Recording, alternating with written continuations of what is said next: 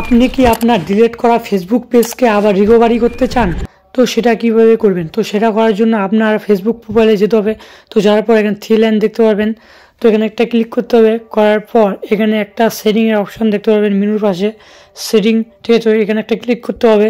তো করার পর এখানে ইনস্টল নিতে হবে। তো এখানে অনেকগুলো অপশন দেখতে পারবেন, পেজ, তারপরে এখানে প্রফেশনাল ডিটেলস, তারপর এখানে দেখতে পারবেন একটা পেজেসের অপশন দেখতে পারবেন এখানে। তো আপনাকে এখানে পেজেসের ওপরে ক্লিক করতে হবে। করার পর রাইট অফ আওয়ার পেজ, তো এখানে একটা ক্লিক করতে হবে ভিউর উপরে। তো করার পর এখানে অনেকগুলো পেজ আছে, আপনি যে পেজটা রিকভার করতে চান চাইলে এখান থেকে করতে পারেন। তো আমি এখান থেকে করছি না, আমি ব্যাক করে এখান থেকে ব্যাক করছি। করার পর পেজেসে চলে যাচ্ছি।